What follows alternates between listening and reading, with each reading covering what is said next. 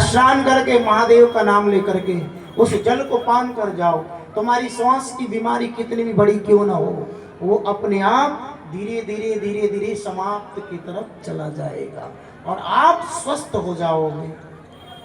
लेकिन विश्वास पक्का होना चाहिए। ये सब चीजें महाराज हमारे वैदिक सनातन ने, हमारे ऋषियों मुनियों ने, हमारे वेदों पुराणों ने सब कुछ दिया है,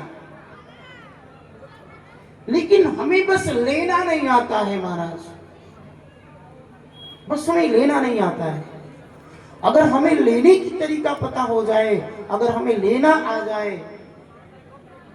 तो मेरे प्यारे बहुत जल्दी ही हम उस समस्या का निदान कर लेंगे। आप हर घर में जाओ महाराज, हर घर में आपको भूत वाले मिलेंगे, हर घर में। और अधिक तो सी चर्चे वाले भूते वाले मिल रहे हैं, अधिक 95%। अच्छा, भूत काहे नहीं होगा बताओ? आपके घर में भूत वाला भोजन बन रहा है, बोलो क्यों नहीं होगा? कहते हैं कि जिस कन्या का विवाह बहुत ढूंढने के बाद भी उसका वर छूट जाता है, कहते हैं कि जिस बालक का विवाह बहुत कन्या ढूंढने पर भी वह सब बात बनते बनते बिगड़ जाती है, उसे चाहिए कि हर सोमवार के दिन श्वेत फूल, सफेद फूल महादेव को 108 नमः शिवाय, शिवाय नमः का उच्चारण करके महादेव को चढ़ा चढ़ा कर 108 पुष्प भाव के साथ चढ़ाए, और हर फूल में, हर पुष्प में वही भाव हो, तो महादेव बहुत शीघ्रता से उसके विवाह के योग्यता बना देते हैं। देखो, त्रिलोकीनाथ के हाथ में सब कुछ है। ये तो अभिमान कहता है कि मैं भगवान को नहीं मानता। ये तो हमारा मैं है जो थोड़ी सी सुख सुविधा पा जाने के बाद हम लोग भगवान को कहते हैं आई डोंट नो, इनको हम मानते नहीं, विश्वास नहीं करते। अरे भाई मत कर, तुम्हारी कौन सा भगवान तुझे त्रिशूल लेकर के आएगा और कहेगा कि तू विश्वास कर, तो मत कर।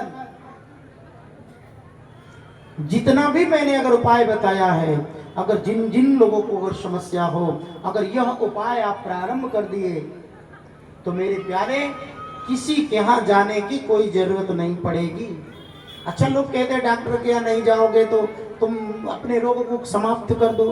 अरे भाई, तुम्हारे अंदर अगर विश्वास होगा उस महादेव के प्रति, तो तुम्हें वो रोग ही नहीं लगेगा जो तुम्हें डॉक्टर के पास जाने की जरूरत पड़े। वो रोग ही नहीं आएगा तुम्हारे पास, फिर उस डॉक्टर की क्या जरूरत पड़ेगी? रोगी तो हम तब बनते हैं जब हमारा विश्वास घट जाता है।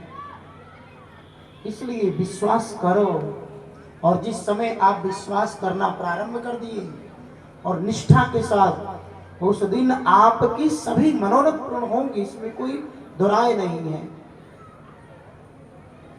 इसलिए उनके भी विश्वास करना सीखो। तो क्या बोलना पड़ेगा? जोर से बोलना पड़ेगा महाराज, हर हर महादेव शंभु काशी विश्वनाथ गंगे। यह भवानी नंदन तो इतना खुद ही कृपा निधान है कि एक बार उन्हें हृदय से याद करके तो देखो, एक बार उनसे प्यार करके तो देखो, एक बार उनके तरफ बढ़ के तो देखो।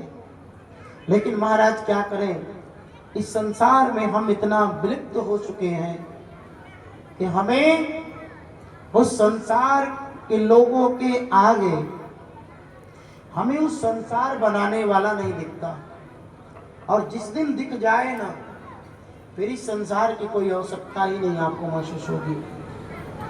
इसलिए मेरे प्यारे, आप लोग प्रयास करें कि अधिक से अधिक प्रभु का गुणगान करें, अधिक से अधिक प्रभु का भजन करें, जितना हो सके उतना प्रभु को मनाने का प्रयास करें। मेरे प्यारे, आगे आज भगवान के जन्मोत्सव का आनंद है। हम और आप सभी कल जैसा कि आपने राजा परीक्षित जी को श्राप लगा, 7वें दिन तक्षक डसेगा और आपकी मृत्यु होगी। राजा परीक्षित चारों तरफ कहीं संत से, कहीं ब्राह्मण से, कहीं अनेकों तीर्थ जाते, कोई कहता, एक ही प्रश्न है उनके पास, हे महाराज कृपा करके बताओ, जिस मनुष्य को 7वें दिन मृत्यु दंड का श्राप लगा हो, उस व्यक्ति को क्या करना चाहिए। वो राजन ये नहीं कह रहे हैं कि नहीं हमें 7वें दिन मृत्यु का श्राप लगा है, हमें क्या करना चाहिए। वो ये कह रहे हैं कि जिस मनुष्य को 7वें दिन मृत्यु का श्राप लगा हो, उस मनुष्य को क्या करना चाहिए। कोई कह रहा है दान करो, कोई कह रहा है तप करो, कोई कह रहा है जप करो, कोई कह रहा है बावड़ी